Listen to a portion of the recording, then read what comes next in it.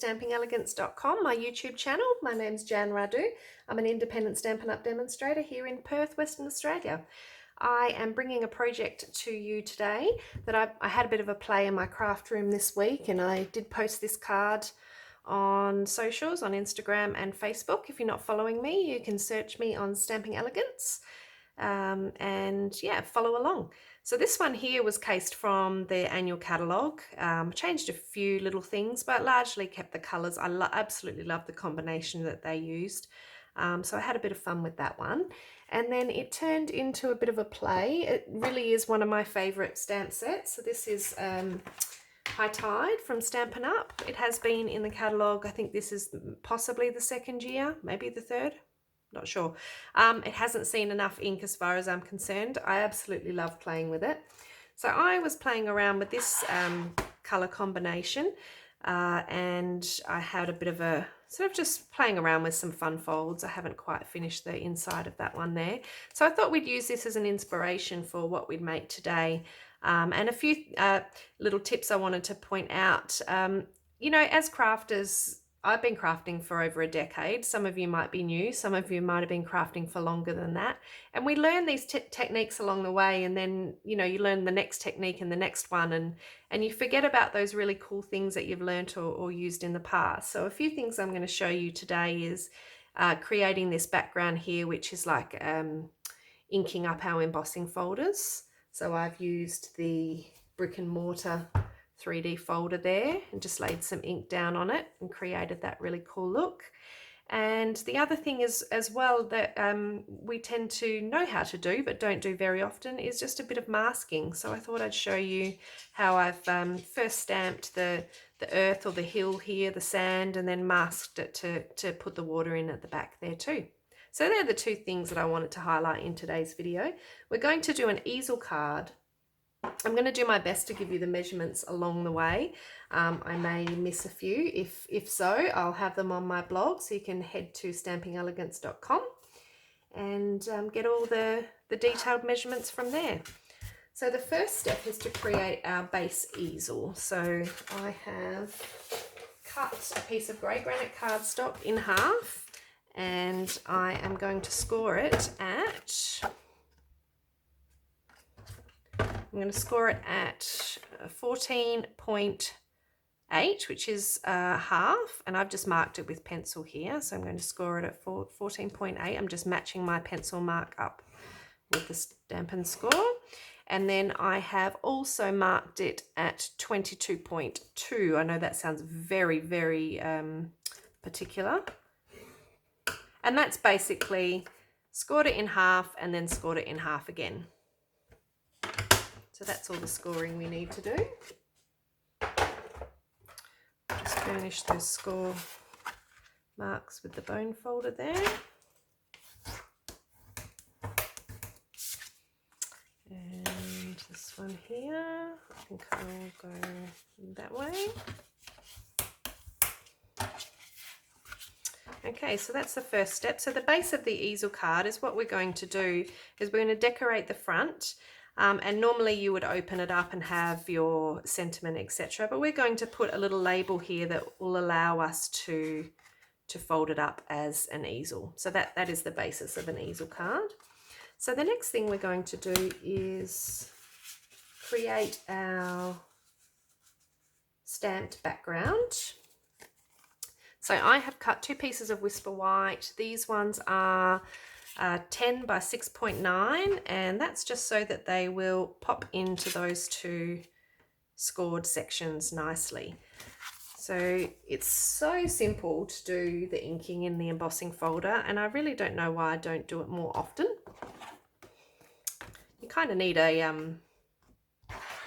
tap close by so that you can wash it off afterwards. So you need to decide which side is going to be the most prominent. This one's a bit tricky because they're both sort of prominent. I think this one is the one that sticks up into the cardstock more.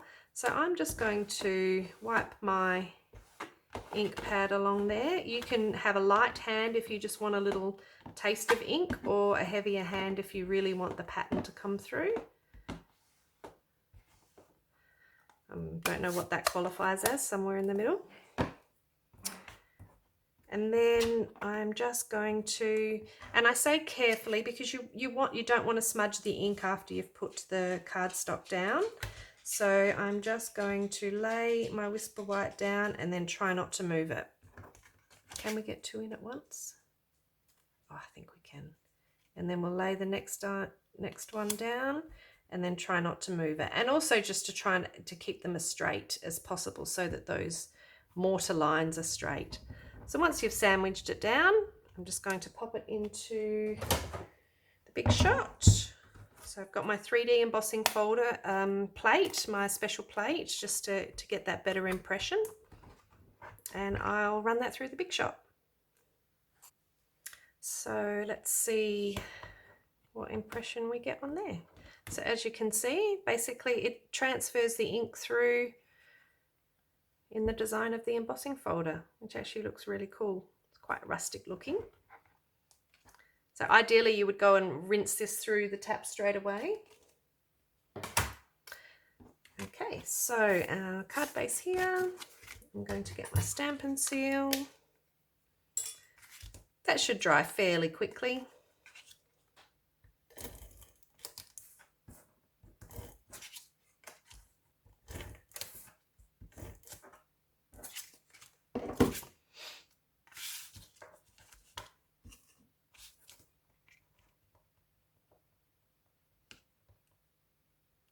Try and place that so it's evenly centered in that section. I never get sick of using this embossing folder.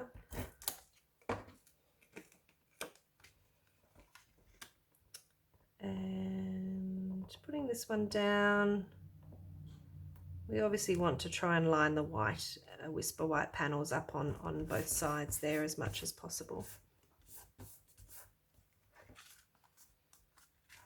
Okay.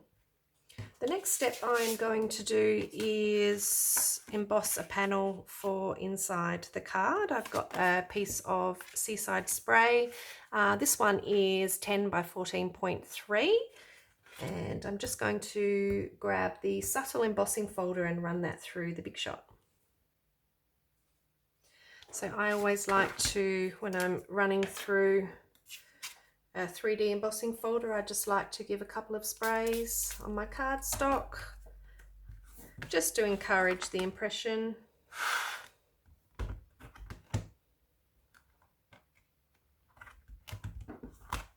And then put the platform back in, and again with the special plate, and I'll run that one through. Okay, so this one is good for inside the card, because what I'm going to do is once we pop that one down, we'll do a little bit of stamping on a Whisper White square, but leave enough room for a message, and then that one's going to go on top. And because this isn't too bumpy, it should be fine to write a message on afterwards. Okay, so that's our embossing done. The next step we'll do is the stamping. So I'm just going to bring some scratch paper in for that, just to protect my work surface a little bit. So I have a piece of Whisper White in, this piece is 8.5 by 13 centimeters. And I'm just going to pop this one here. So we're going to follow the basic layout of the stamping. I'll just pop it like that so we can see what we're doing there. So the first thing we need to do is create a mask for the sandy beach here. So I've got some Post-it note. Any kind of Post-it note is fine. If it's smaller, you just maybe use 2 side by side. So I'm going to pull the sandy stamp out of the High Tide stamp set. This one's photopolymer, quite stained as you can see. Doesn't affect the way it stamps in any way. So we'll just mount that one. So what we're going to do is we're going to stamp it onto our Post-it note and trim it out with our paper snips, and then we're going to use that to mask. So this doesn't need to be a perfect impression, it just needs to be good enough for us to follow along. This size stamp notepad is perfect. I think it's just from Officeworks. This fits the whole stamp, which is great. And I'm stamping it up towards the sticky end because that's going to help me keep it in position later. So now I'll just take my paper snips and I am just going to try and work with the little nuances and the contours of the stamp set just to make the mask a little more realistic. And it does take some time, but the great thing is once you've done it once, you can pop it into your stamp set and use it over and over again.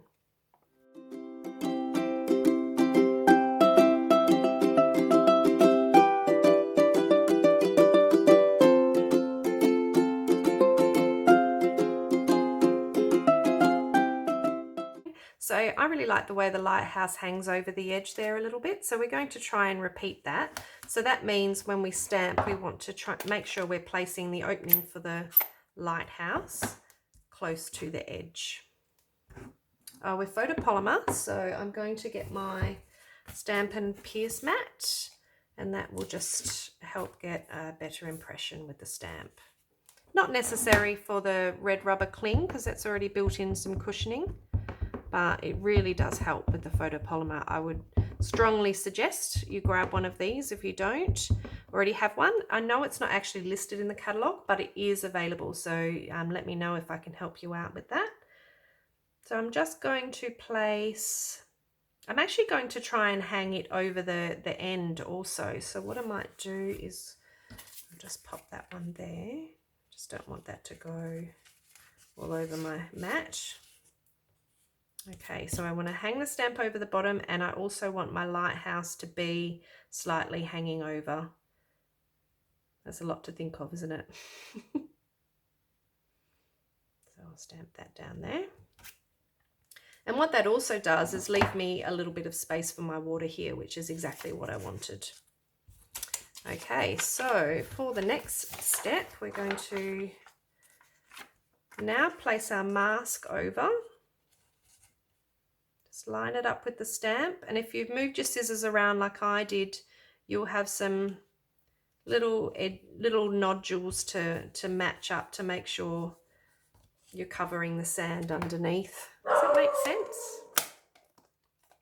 Pardon Texas in the background. Somebody's obviously knocking on the door. Texas is a Schnauzer Leer, so he is 7 and we absolutely adore him. Not so much when he's barking, but he is a good guard dog. So I'm going to bring in the Seaside Spray and our water stamp. Pop that on there.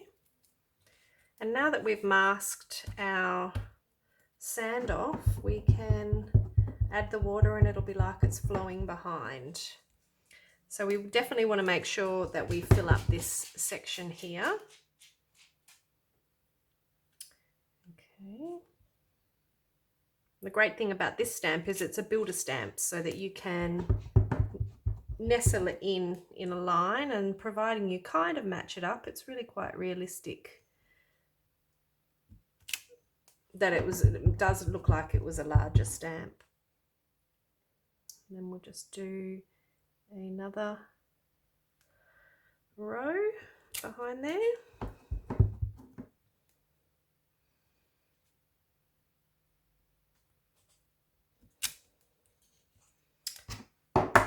Love that colour, it's such a nice blue. Okay, and now what we can do is peel off our mask. And what we're left with is the water nestling behind the sandbank. And then all I do is save my mask in my stamp set there for the next time. That's half the work done. Okay, so let's do our lighthouse. I'm actually going to bring in the Stamparatus for the lighthouse just to make it easier to line up. I've just got a scrap piece of Whisper White here, and we will stamp our first for the base lighthouse image in Seaside Spray, and then the more detailed one on top, we're going to use Misty Moonlight.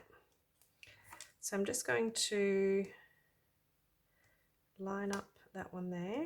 I might just move it over just in case I don't get a good stamp. I've got room over that side as well. Now we do need the black matte underneath because we are stamping with photopolymer. Okay, so this one is going to be Seaside Spray. I'm just going to pop another ink pad under there just to make it easier to ink up this stamp. And remember, with the Stamparatus, if you don't get quite the right impression the first time, you can always go again.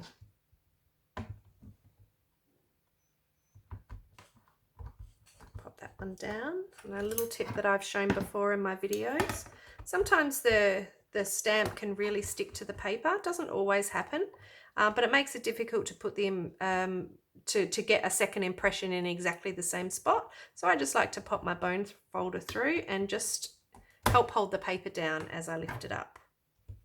So that looks good. I don't think I need another impression on that one. Okay, so I'm going to bring the next lighthouse, the detailed image in, and I'm just going to lay it where I want it. And this is where the Stamparatus takes the mystery out of the whole process. So I can make sure that that's nice and lined up exactly where I want it to be. Paying particular attention to that little top bit there. And once that's in, I can lift it up. And again, I'm going to use my bone folder to make sure that stays where it needs to be. It did slightly move. Let's just have a look. Yep, I'm still happy with that. And then we'll bring in the Misty Moonlight and we can ink the more detailed.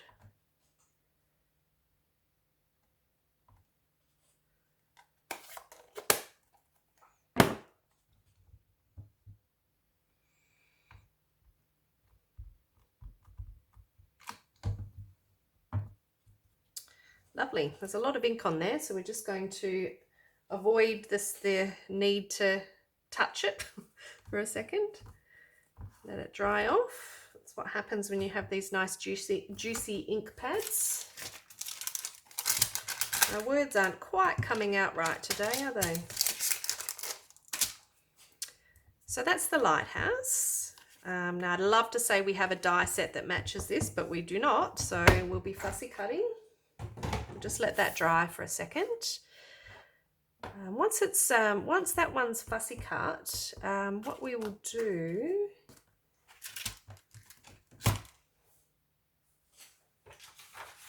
bring my scratch paper back in. We'll need to place that and get an idea. Actually, we can do it now before it's cut while it's drying. What we want to do is get an idea of how high this beam of light needs to be. So, oh, and there goes Texas again. Once I've lined up the lighthouse roughly where it's going to be, what I can do is just pop a little pencil mark there, and then I know I can do my ray of light from there, and it's going to line up properly with my lighthouse. So we'll just fussy cut this one out.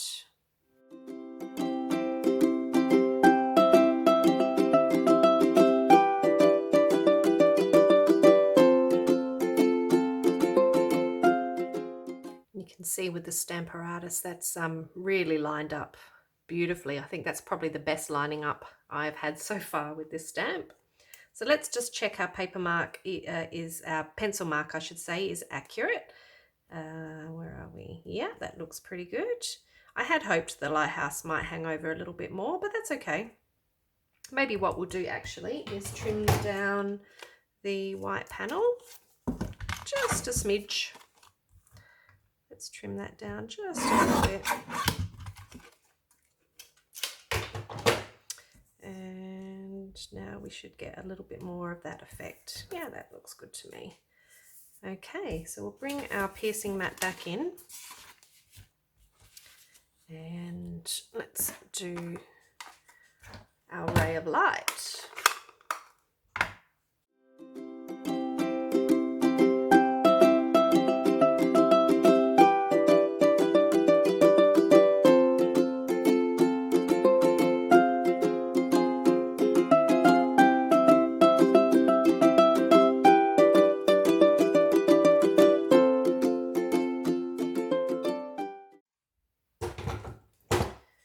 Okay, so we're going to begin to assemble our card now.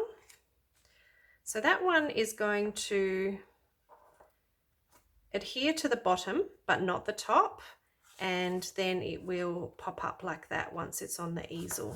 So I'm actually going to cut a mat for behind there since we have trimmed that down so much.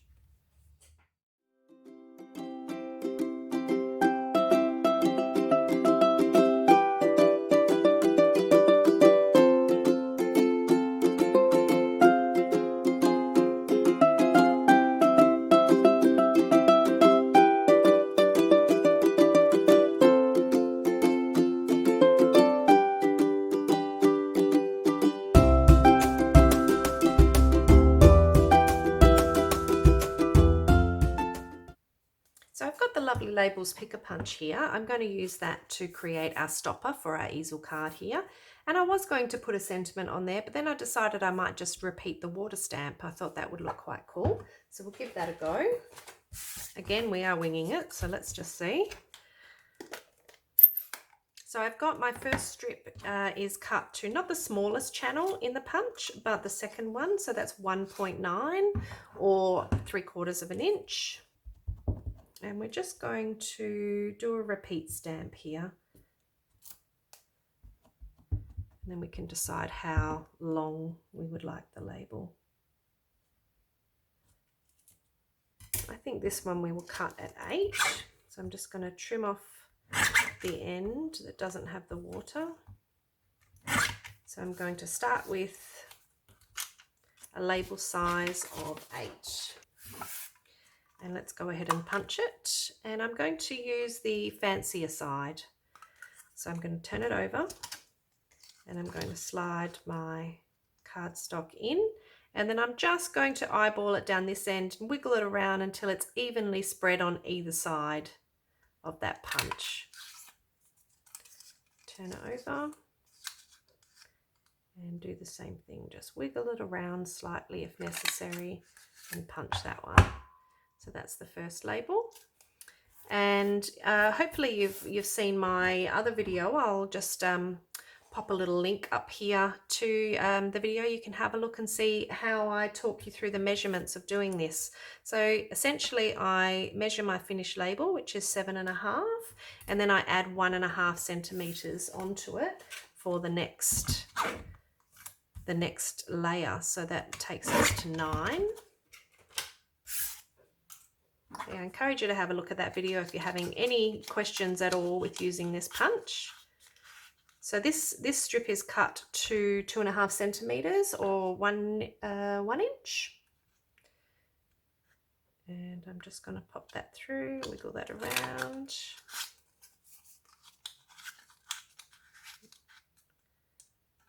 So that one's come in on a bit of an angle, and that's what I mean by wiggle it around. It's good to just eyeball it. And just you can pop it give it a little nudge if you need to get it in the center there. So I encourage you to check out that video, and I've got quite a few tips in there. So as you can see, that gives us a nice even label. Just do a little squiggle of Tombow in there, just so that I've got a bit of wiggle room to make sure that's nice and in the center, even on all sides. And then the key to this really is popping this one up so that the easel has somewhere to lodge behind. So we're just going to use our dimensionals for that. And let's just flip that one over. Pop that one down in the middle. And that gives our easel somewhere to rest. So we really do need somewhere to write our sentiments. So as I said, I've got a 9.5 by 9.5, I believe, yeah, square for stamping there. And then obviously that's not going to show once the card is displaying like an easel. So let's just do a little bit of simple stamping on this one.